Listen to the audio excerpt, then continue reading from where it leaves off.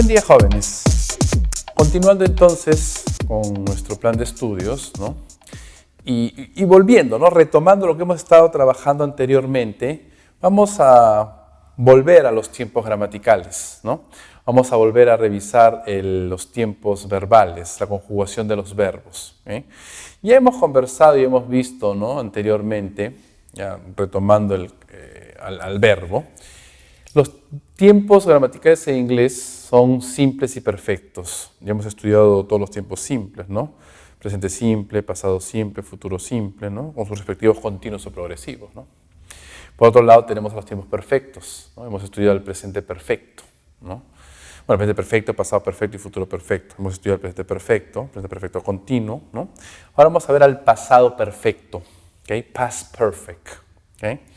El pasado perfecto en inglés es un tiempo gramatical muy usado, si se cuentan historias, por ejemplo. Es un tiempo gramatical que nos ayuda a ubicar las historias dentro del pasado. Porque, ok, el pasado está, ok, de acuerdo. Pero en el pasado pueden haber sucedido muchas cosas y también hay un orden cronológico, ¿no? Dentro del pasado, algo sucede primero y algo sucede después. Justamente ahí interviene el pasado perfecto, past perfect, ¿ok? Dicho en español, con palabras bien sencillas que vamos a explicar ahora y con ejemplos. ¿Qué es el pasado perfecto? A ver, chicos, el pasado perfecto es el pasado del pasado. ¿Okay? Puede ser un poco confuso, ¿no? Medio enredado, pero es sencillo. El pasado perfecto es una acción que sucedió antes de una acción en el pasado. Por eso decimos que es el pasado del pasado. ¿Okay? The past perfect is used to talk about actions that were completed before some point in the past. ¿Okay? El pasado perfecto es usado para hablar acerca de acciones que fueron completadas antes de algún punto en el pasado. Dicho en palabras sencillas, el pasado perfecto es el pasado del pasado. ¿Okay? Si usted se imagina la línea del tiempo aquí, ¿no? Una acción pasada, el pasado perfecto está detrás del pasado, antes. ¿Okay? Pues es el pasado del pasado. ¿Okay? Revisemos primero la parte gramatical, ¿ya? No se preocupen, vamos a explicar con ejemplos eso del pasado, ¿ya? The past perfect is formed by combining had and the past participle of the main verb. ¿Okay? El pasado perfecto está formado por la combinación de had. Had vendría a ser el verbo complementario. ¿Okay? El pasado de have, ¿no? Had. ¿Okay? El verbo complementario. No es auxiliar, es complementario acompañante. Y el pasado participio, el verbo principal. ¿Okay?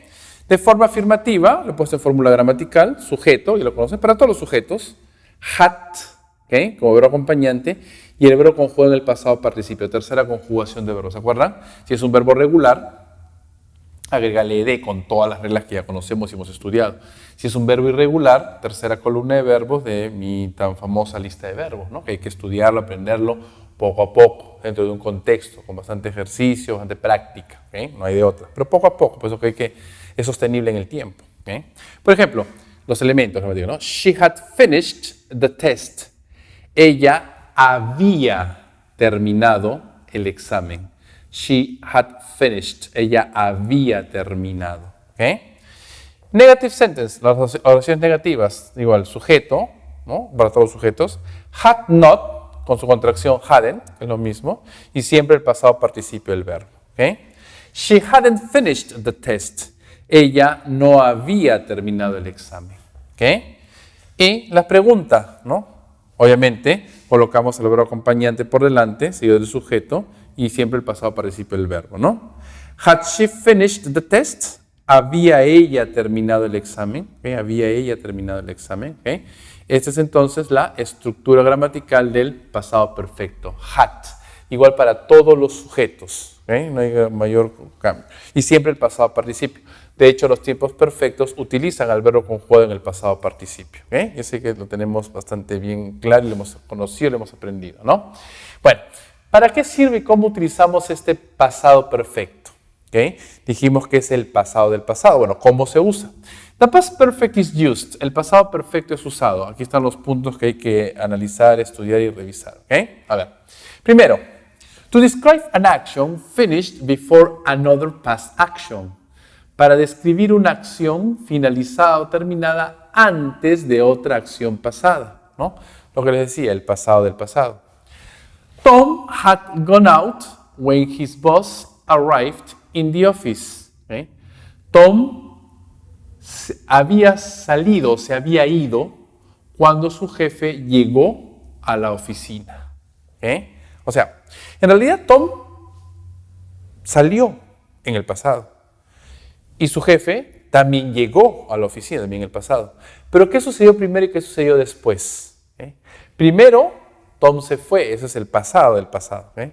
Y después su jefe llegó. ¿Okay? Por eso decimos que Tom se había ido, ¿okay? Cuando su jefe llegó. O sea, Tom primero salió, se fue a la oficina y después su jefe llegó, el pasado del pasado. ¿Okay? Entonces, ¿qué más? ¿Cómo además entendemos el pasado perfecto? To describe an action that happened before a specific time in the past.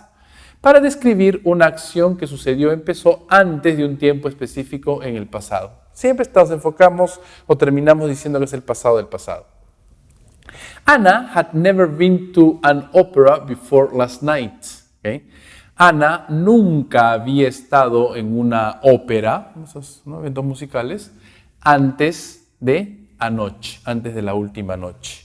¿Okay? Del pasado, ¿no? ¿Okay? Si se dan cuenta, el pasado perfecto nunca anda solo, siempre está relacionado con el pasado simple. ¿Okay? Una relación muy directa, ¿no? Porque lo ubica en el tiempo, pues. ¿Okay? To describe cause and effect, ¿no? Combined with past simple. Para describir causa y efecto, ¿no? Combinándolo con el pasado simple, lo que les decía. Siempre está con el pasado simple, que nunca anda solo. I got stuck in traffic because there had been an accident, ¿no? Yo quedé atrapado en el tráfico, ¿no? Me quedé atrapado en el tráfico porque había habido un accidente. ¿Okay? Porque hubo un accidente. ¿Okay? El pasado del pasado como consecuencia. ¿Okay? To emphasize the result of an activity in the past. Para enfatizar el resultado de una actividad en el pasado. ¿Okay? Siempre pues causa y efecto, ¿no? ¿Okay? Resultado, ¿no? ¿Okay? Siempre vemos esa característica. I have been to London twice by the time I got a job in New York. ¿Okay? Yo había estado en Londres 2 veces, ¿no? En la época que yo conseguí un trabajo en Nueva York. ¿Okay? O para la época que yo conseguí un trabajo en Nueva York. ¿Okay? Yo había estado en Londres 2 veces, ¿no? En la época que yo obtuve o conseguí un trabajo en Nueva York. ¿Okay? Estoy dando énfasis a un resultado de una actividad pasada. ¿Okay? Yo conseguí el trabajo en Nueva York, por eso que había estado en Londres 2 veces, una conexión directa. ¿Okay?